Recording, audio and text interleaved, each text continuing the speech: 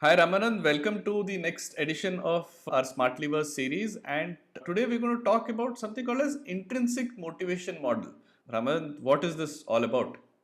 So, Harish, can you think of something you do regularly for which you don't get paid for? One thing is I read these book summaries every day and I play tennis every day. Mhm. Okay. So, why do you do this? Because Choose to Think is not paying you to play tennis. I don't think anyone else is paying you, and you don't seem to be splashing the headlines with your victories in tennis tournaments either. So, what makes you get up and go to the tennis court?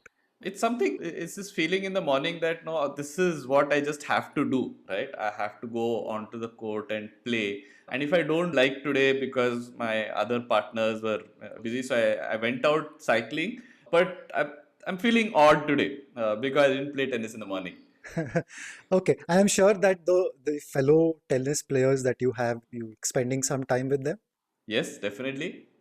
All right. So we just have assembled the various components of intrinsic motivation. So at the very highest level, uh, if you think about motivation, what makes us move towards doing something? That's what motivation is. Sometimes it is external. So I can give you a big reward. I can threaten you with violence. I can, shame you. I can praise you.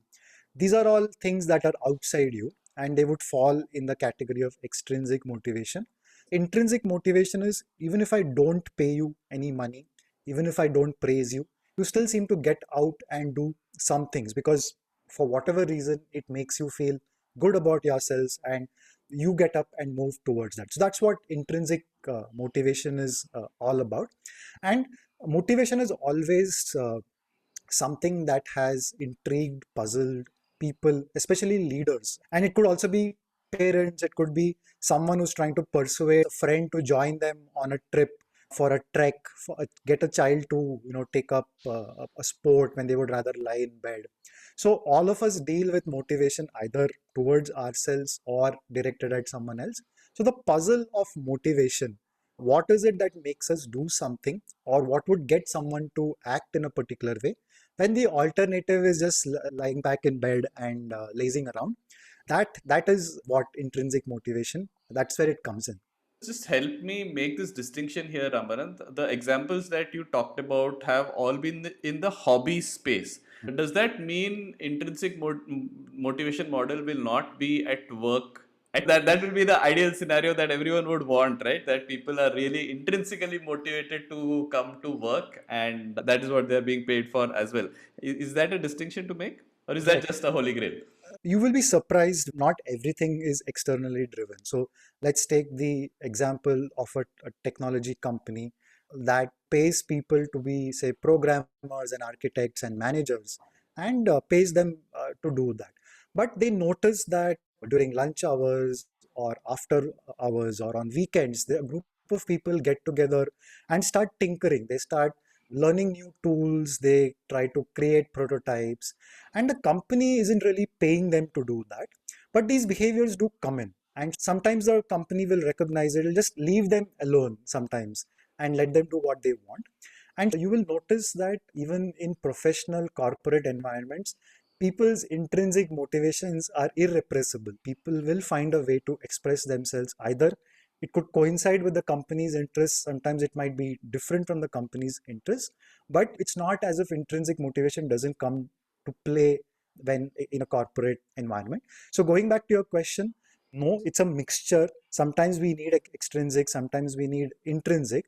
What has happened historically with work and organizational design is people have figured out how to do external motivation. It's very simple. You pay people, you reward them, you put a plaque with their name, you name a building after them or a conference room in some cases, and you hope that will move them in that particular direction. But what has happened in the last decade or 2 decades with the rise of the knowledge economy, with the internet, with newer ways of thinking and different types of work tasks, people have realized that, hang on, intrinsic motivation is something that we cannot deny and we should not ignore. Yeah. So I think even from in the context of the corporate world, right? Even for an employee, it is the ideal scenario if I'm getting paid for what I love to do. So Absolutely. the company also, I think, should provide the scaffolding to ensure that this internal motivation which exists is getting the right channel where things can actually snowball and become more valuable And into. that's where knowing about some of these intrinsic motivation models can really help. Classic example of one such model is called the self-determination model. It's by two researchers, Richard Ryan and Edward Deci. And they said that the components of intrinsic motivation, they come down to autonomy. You have the control to do some of these tasks when you want to do it, in the way you want it. You get up for tennis, you go in, you have a chosen slot. When you're young, maybe someone has to get you to go in a particular slot, and you don't have that much autonomy, but maybe as an adult, you do. So, autonomy is the first pillar of that. Then you have two other elements. One is called competence, which is about your skill, your knowledge, and the desire to grow and get better for its own sake.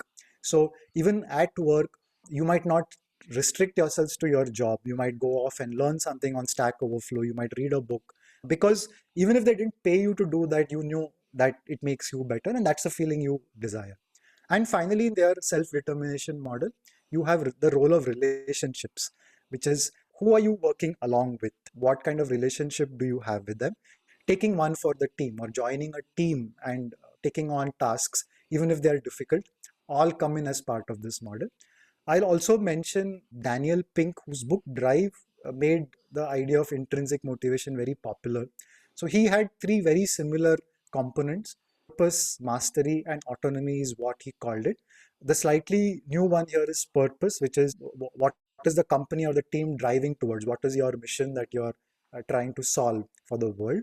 And so if you put these together, if you don't worry about the model itself, but you take these ingredients, and you as a leader, someone who is intervening to change the direction of how people behave, you can start using these elements to try and get more intrinsic motivation to complement whatever you're doing on the extrinsic side. So, how are we using the knowledge of the intrinsic motivation model in the kind of corporate engagements that we have? So whenever we are pulled into a corporate engagement, clearly something is not at the desired level. We want to raise the level, let's say, make us more culturally aware of our values and get us to behave in a manner that supports that culture. Or it could be that get these set of people to learn new things and be more curious and experiment more. Now, when you come into a situation like this, you're obviously redesigning their environment. And some of our previous episodes, we've talked about the role of context and behavior and persuasion. We often don't come in with a heavy hand, because extrinsic motivation is great when you have very clearly defined tasks and the company leadership is in a better place to drive incentives of an external nature. So whenever we go in, we have to take the persuasion route. And so intrinsic motivation is something we often try and design for.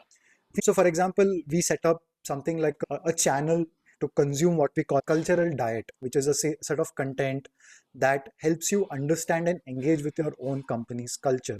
Now, something like this cannot be driven heavily by external modes. I can't give you 5 rupees every time put a like on one of these posts. So I need to understand that I want to appeal to your intrinsic motivation.